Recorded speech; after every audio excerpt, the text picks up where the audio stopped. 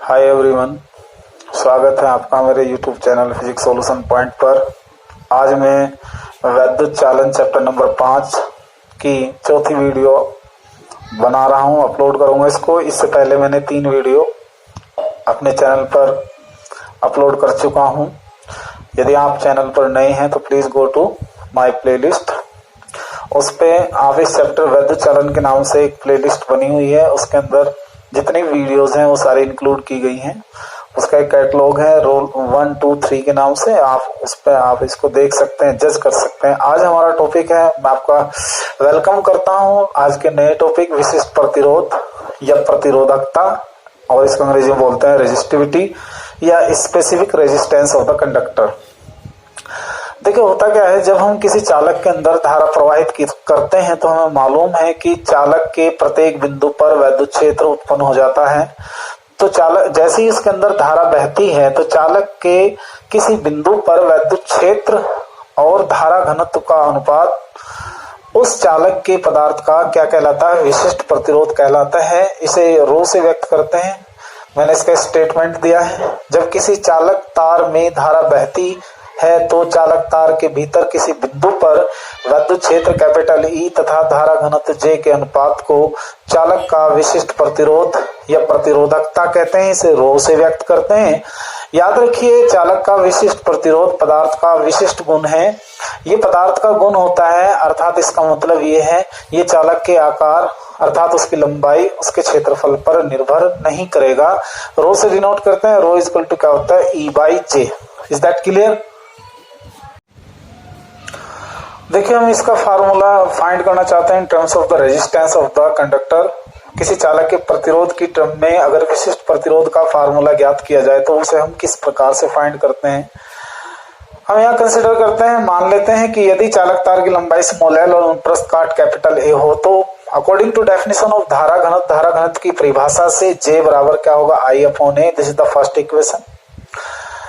और capital E बराबर क्या होता है, वी अपॉन एल। चालक के सिरों पर आरोपित विभवांतर बटे चालक की लंबाई का अनुपात क्या होता है, वैद्युत क्षेत्र होता है, कैपिटल ई। समीकरण नंबर 2। इन दोनों समीकरण से हम रो की वैल्यू फाइंड करते हैं। Since rho is equal to क्या होता है, ई बाई जे होता है। ई की वैल्यू होते है वी अपॉन एल और जे की वैल्यू होते है आई अपॉन ए। तो यहां से क्या होगा, V upon I into A upon L. But V upon I it is equal to क्या होता है, आर होता है। तो हम इसको रिप्लेस यदि आर से करें तो हमारा ये टर्म आएगी R into A upon L, जो मैंने यहां लिखा है। कहीं कहीं हम इसको आर का रेजिस्टेंस, अगर हमें चालक का प्रतिरोध निकालना चाहें तो ये बड़ा अच्छा रिजल्ट बन के आता है कि आर इज इक्वल टू क्या होता है, रो इंटू एल अपॉन ए। रो इंटू एल अपॉन ए। आप इसका स्क्रीनशॉट ले लेंगे। और ये टॉपिक हमारा यहाँ तक एक्सप्लेन हो चुका है। चालक का विशिष्ट प्रतिरोध और प्रतिरोधकता होती क्या है। इसे हम इस प्रकार भी डिफाइन कर सकते हैं कि किसी चालक का जो प्रतिरोध है चालक के किसी बिंदु पर उत्पन्न वैद्युत क्षेत्र के बराबर होता है, जबकि उसमें धारा घनत्व कितना हो, 1 एम्पियर प्रति मीटर स्क्वायर हो। तो in such situation we can get the rho is equal to E. वो तो बाद की बात है अगर हम इसको डिफाइन करते हैं। मैथमेटिकली और थ्योरेटिकली डेफिनेशन दोनों मैं आपको बता चुका हूं। आप इसको नोट कर लें, फिर मैं इसकी यूनिट एंड इसकी डायमेंशन बताएंगे अभी हम आपको। या अभी हम इसकी एक डेफिनेशन और देते हैं, बाद में करेंगे उसको। यहां देखो, नेक्स्ट यहां से शुरू करिए। सिंस अभी हमने पढ़ा आर इज इक्वल टू क्या है, रो इंटू एल अपॉन ए। यदि एल हमारा क्या हो, 1 मीटर और बेटा ए हमारा क्या हो, 1 मीटर स्क्वायर, तो आप कल्पना कीजिए, डेफिनेशन निकाल के देखिए इसकी क्या आएगी। आर इज इक्वल टू क्या होगा, रो। भाई एल की वैल्यू 1 होगी, ए की वैल्यू 1 होगी, तो आर इज इक्वल टू क्या हुआ, रो। अब आप देखिए कि किसी चालक का विशिष्ट प्रतिरोध वास्तव में उस चालक के प्रतिरोध के बराबर है, लेकिन ये चालक का विशिष्ट प्रतिरोध कुछ स्पेशल कंडीशन में ही चालक के प्रतिरोध के बराबर है। और वो कंडीशन क्या है, यदि हम चालक के लंबाई 1 मीटर और चालक की अनुप्रस्थ काट इसे क्या बोलते हैं बेटा, अनुप्रस्थ काट कितना माने 1 मीटर स्क्वायर माने तो चालक का प्रतिरोध उसके विशिष्ट प्रतिरोध के बराबर होता है, या चालक का विशिष्ट प्रतिरोध चालक के प्रतिरोध के बराबर होता है। तो हम इसको इस प्रकार से भी डिफाइन कर सकते हैं कि किसी चालक का विशिष्ट प्रतिरोध उस चालक के इकाई लंबाई और प्रति इकाई अनुप्रस्थ काट के क्षेत्रफल के वाले चालक के प्रतिरोध के बराबर होता है। या ये कह दूं, यदि किसी चालक की लंबाई 1 मीटर और उसके अनुप्रस्थ काट 1 मीटर स्क्वायर हो तो उस चालक का प्रतिरोध उस चालक का प्रतिरोध चालक का विशिष्ट प्रतिरोध कहलाता है। तो इन सब situation capital R equal to क्या होगा, रो। मात्रक पाता बेटा इसका,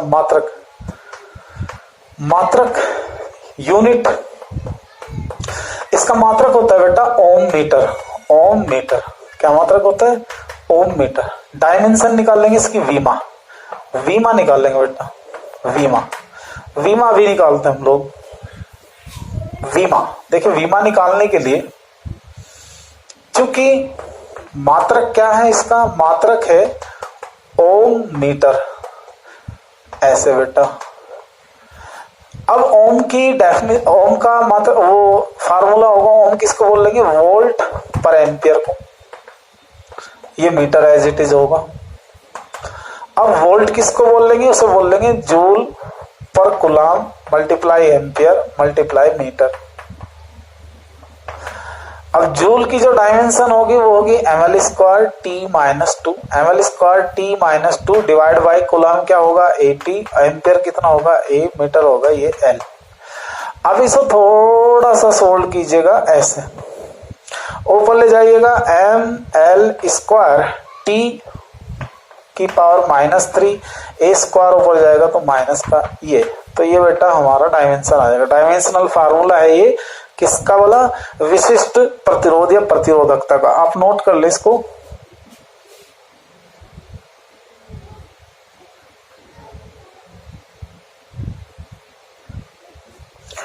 ओके बेटा, थोड़ा सा एक्स्ट्रा बता देता हूं मैं, थोड़ा नॉलेज के लिए। एक फार्मूला और आ सकता है इसका, देखो आपने अभी पढ़ा since R is equal to rho into L by A, this is the first equation.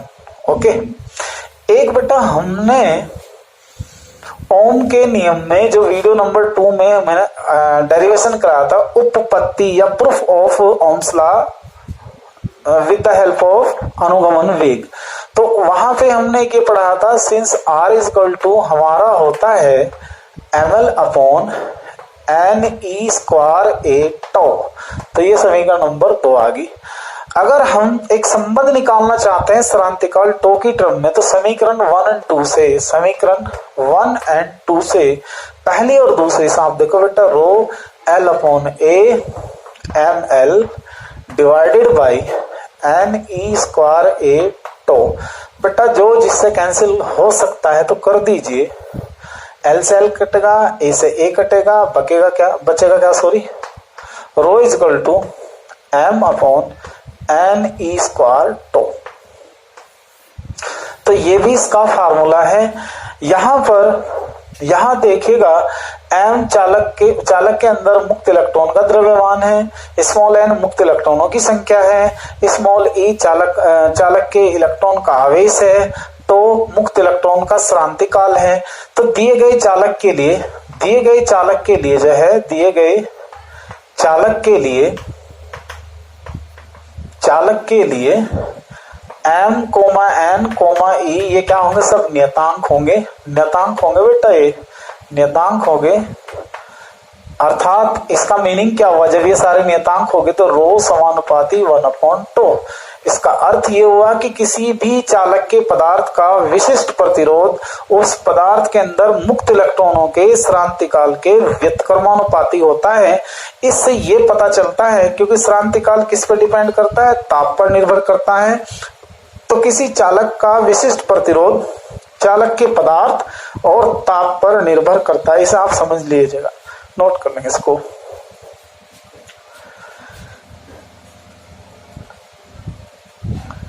Okay बेटा, अब हम आते हैं नेक्स्ट टॉपिक पर। नेक्स्ट टॉपिक है हमारा विशिष्ट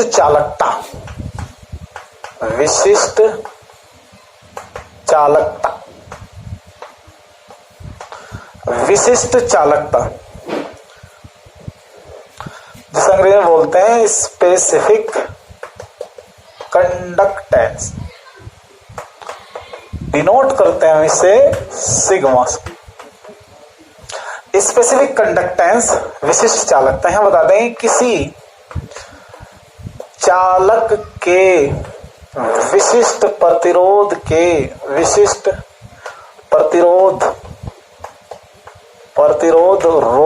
रो के, किसी चालक के विशिष्ट प्रतिरोध से किससे डिनोट करते हैं? रो से। किसी चालक के विशिष्ट प्रतिरोध रो के अनुपात को रो के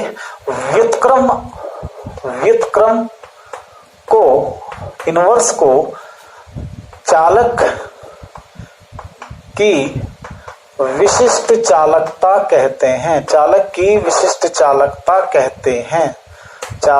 कहते हैं। इसे सिग्मा से व्यक्त करते हैं। किससे व्यक्त करें? सिग्मा से व्यक्त करते हैं। इस प्रकार सिग्मा बराबर होगा हमारा 1/रो। सिग्मा बराबर 1/रो। ओके, नोट कर लेंगे बेटा से।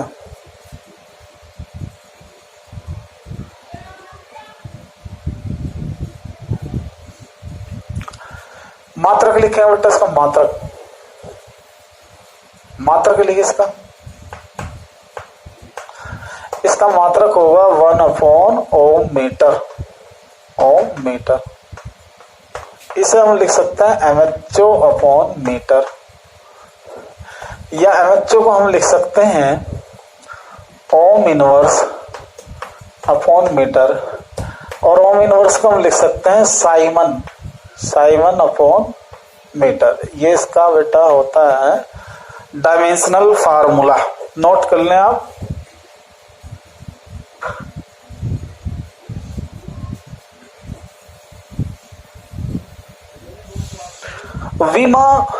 वीमा देखिए क्या इसकी बेटा, वीमा चूंकि हमारा फार्मूला है, चूंकि रो बराबर क्या, सिग्मा बराबर 1/रो है, तो रो की डायमेंशन क्या होगी ये तो लिखी जा सके। अभी मैंने रो की डायमेंशन निकाल ली थी। क्या निकाल ली थी? है कि ध्यान आपके? ml² T⁻3 A⁻2। अब देखिए कितने थी? -3 थी शायद, या -2 थी। आप इसे सोल्व कर ले, देखें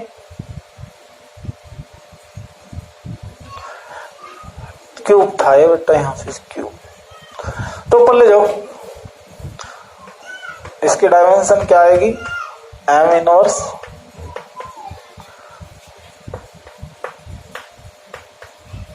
ये इसकी डायमेंशन हो सकते हैं। M inverse L⁻³ T⁻³ upon and A²।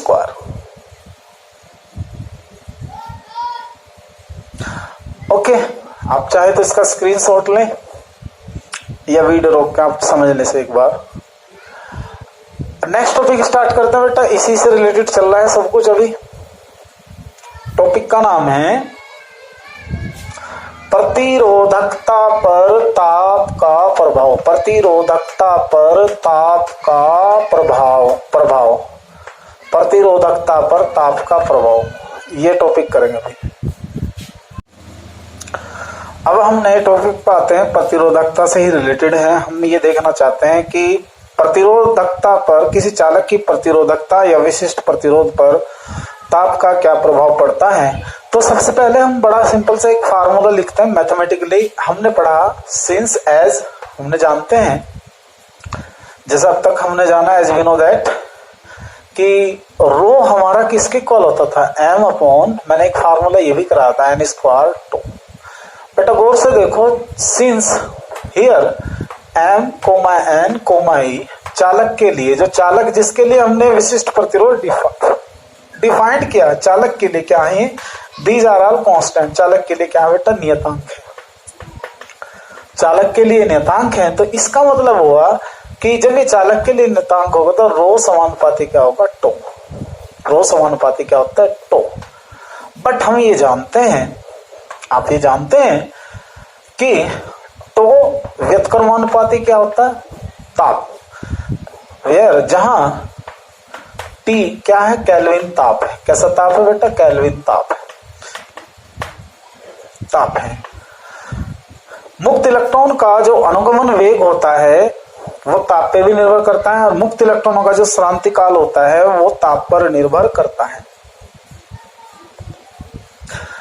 अर्थात अगर हम ताप बढ़ा देंगे तो मुक्त इलेक्ट्रॉनों का जो श्रांति काल है वो डिक्रीज हो जाएगा। श्रांति काल के डिक्रीज होने पर, कम होने पर विशिष्ट चालकता या प्रतिरोधकता चालक की क्या होगी, बढ़ जाती है। तो अर्थात हमारा समीकरण 1 से अगर देखा जाए, स्टडी करी जाए, टो समानुपाती 1/T, तो इससे क्या होगा, यह आ जाएगा 1/टो समानुपाती T।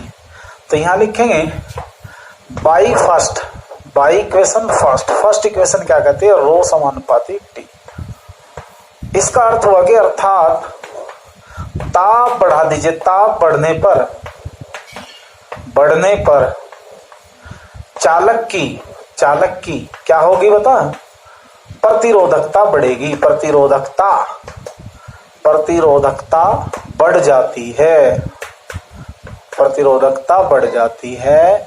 ये हमारा यहां से यहां तक क्लियर हो चुका, आप इसको नोट कर लें।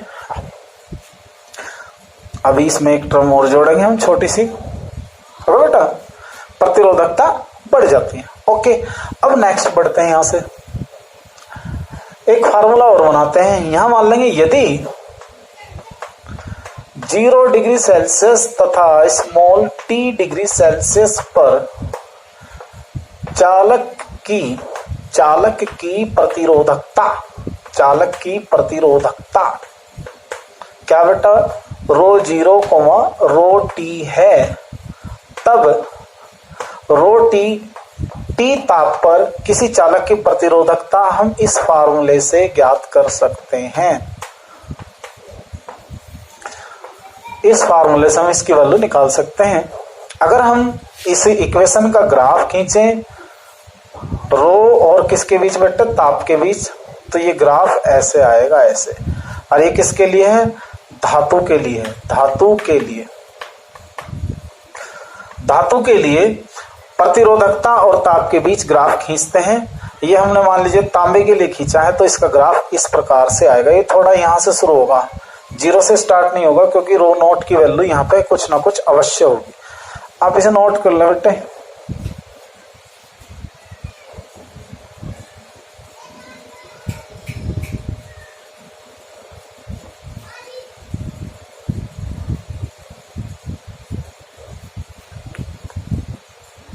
ओके, टॉपिक खत्म, नेक्स्ट टॉपिक पाते हैं हम।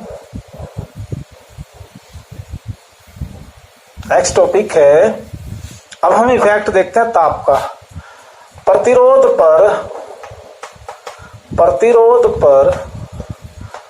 ताप का प्रभाव, प्रतिरोध पर ताप का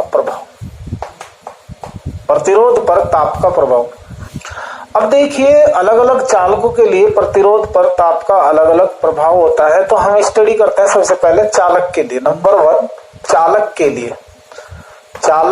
लिए शुरू करते हैं हम यहां से। आपने पढ़ा सिंस R जो है हमारा किसके, ml divide over Ne²A to.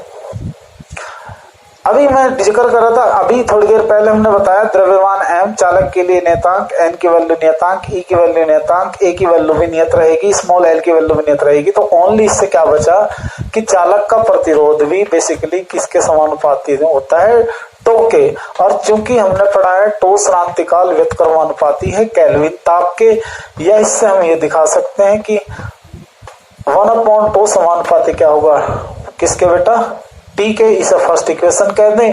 By equation first, तो आर समानुपाती क्या होगा, टी होगा। तो इसका अर्थ हुआ, अर्थात ताप बढ़ने पर चालक का, कंडक्टर का प्रतिरोध रेजिस्टेंस बढ़ेगा। प्रतिरोध बढ़ेगा, यानी कि बढ़ता है, बढ़ता है। इसके लिए भी एक इक्वेशन है बेटा, यदि यहां मान लीजिए यदि 0 degree Celsius comma T degree Celsius पर चालक के प्रतिरोध क्या बोलो R0 व RT हो तो RT बराबर क्या होगा, R0 1 प्लस अल्फा T, याद आएगा। तो हम इस समीकरण से किसी भी ताप पर प्रतिरोध का मान ज्ञात कर सकते हैं, इसे नोट कर लें आप।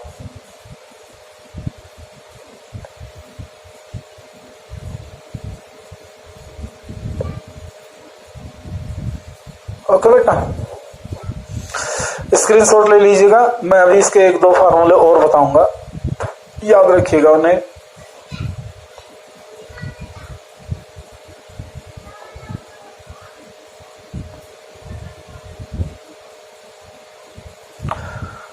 हो गया बेटा। अब नेक्स्ट देखो, कुछ बातें बताता हूं मैं इसमें। पर प्रतिरोध R0, R100 व RT हो तो अज्ञात ताप फार्मूला T बराबर RT minus R0 upon R100 minus R0 गुना 100 में RT R0 R100 R0 की वैल्यू रखकर हम T की वैल्यू ज्ञात कर सकते हैं। दूसरा फार्मूला इससे बनता है क्योंकि RT equal to R0 1 plus alpha T, तो इससे अल्फा, जहां अल्फा हमारा क्या है, अल्फा प्रतिरोध ताप गुणांक है।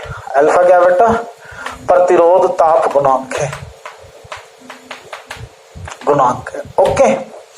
तो इस प्रकार से हम बता देंगे कि किसी चालक का प्रतिरोध ताप के बढ़ने पर बढ़ जाता है और उसकी दो इक्वेशन है, इन इक्वेशन का हम यूज कर सकते हैं। आगे मैं दूसरा टॉपिक लेता हूं इस पे। अभी मैं ये चालकों के लिए बता रहा था, अब मैं किसके लिए बताऊंगा, नंबर 2 बेटा, मिश्र धातुओं के लिए, मिश्र धातुओं के लिए, मिश्र धातुओं के लिए, मिश्र धातुओं के लिए, मिश्र धातुओं के लिए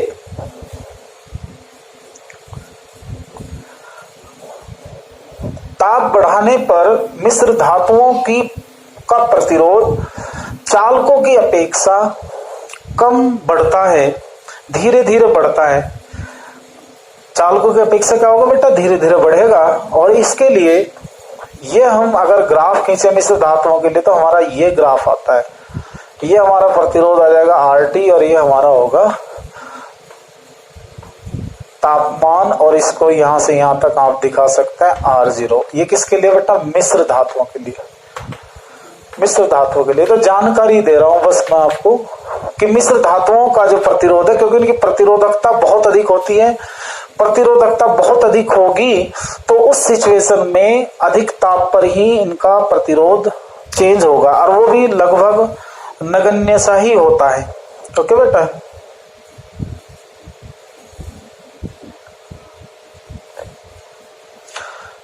इसके बाद तीसरा आता है अर्धचालकों के लिए। अर्धचालकों के लिए, अर्धचालकों के लिए, अर्धचालक के केस में देखते हैं। देखिए अर्धचालक जैसे सेलेनियम है, जर्मेनियम है, सिलिकॉन है, या आप कार्बन ले ले, तो अर्धचालकों के केस में क्या होता है, इलेक्ट्रॉन परस्पर सहसंयोजक बंध द्वारा बाउंड होते हैं, और जो अर्धचालक हैं उनके संयोजी और चालन बैंड के बीच ऊर्जा अंतराल भी बहुत कम होता है, नगण्य होता है। जैसे ही अर्धचालकों का ताप बढ़ता है तुरंत ही इनके सहसंयोजक बंध टूट जाते हैं। सहसंयोजक बंध के टूटने से मुक्त इलेक्ट्रॉन लिबरेट होंगे, मुक्त इलेक्ट्रॉन अलग होंगे। मुक्त इलेक्ट्रॉनों के इलेक्ट्रॉन घनत्व बढ़ने से चालक की प्रतिरोधकता क्या हो जाती है, कम हो जाती है। तो सीधा सा अर्थ है अर्धचालकों की प्रतिरोधकता, चालकों की प्रतिरोधकता क्या होगी बेटा, प्रतिरोधकता ताप बढ़ने पर क्या होगी बोलो, घटती है। प्रतिरोधकता या प्रतिरोध क्या होगा, ताप बढ़ाने पर क्या होगा, घटती है। और इसके लिए ग्राफ हम दिखाना चाहें तो हम इसका ग्राफ ऐसे दिखा सकते हैं कि ये तो हो गया हमारा प्रतिरोध T और ये हो गया हमारा ताप इधर। जैसे जैसे ताप बढ़ेगा इसकी प्रतिरोध क्या होगा, कम होता जाएगा। ये किसके लिए, अर्धचालकों के लिए बेटा। किसके लिए, अर्धचालकों के लिए। ओके, एक नोट याद रखिएगा, क्योंकि प्रतिरोधकता में बता रहा था पहले, प्रतिरोधकता प्रतिरोध से ही रिलेटेड है। जो हमारी प्रतिरोधकता है अचालक की, अचालक के लिए, अचालक की सबसे अधिक होगी, फिर मिश्र धातुओं के लिए होगी। मिश्र धातु जैसे नाइक्रोम है, कॉन्स्टेंटन है, इनके लिए, टंगस्टन है, इनके लिए अधिक होगी। फिर किसकी आएगी, रो आएगी अर्धचालक की बेटा, अर्धचालक, अर्धचालक। और फिर किसके लिए आएगी, सबसे कम होगी चालक के लिए, रो चालक। तो ये समझिए प्रतिरोधकता सबसे अधिक अचालक की होती है, फिर उसके बाद मिश्र धातुओं की होती है, फिर उसके बाद अर्धचालकों की होती है, और सबसे कम किसकी होती है, चालक। चालक मीन्स धातु, धातुओं के लिए होती है, तो धातु के लिए। ओके बेटा, तो ये मैंने आज आपको टॉपिक पढ़ाए हैं प्रतिरोध का ताप पर प्रभाव। तो चालकों के लिए अलग होगा, मिश्र धातुओं के लिए अलग होगा, अर्धचालकों के लिए अलग होगा, और इनमें मेन जो है हमारा वही है पहला चालक के लिए। तो आप इसको देख लें, एक बार देखें, ठीक है बेटा। तो इसी आशा के साथ कि ये आपको समझ में आएगा जो मैंने पढ़ाया है। मैं थैंक्स बोलना चाहता हूँ उन सभी सब्सक्राइबर को जिन्होंने मेरे चैनल को सब्सक्राइब किया है। Thanks for being us, thanks for watching. Good night बेटा।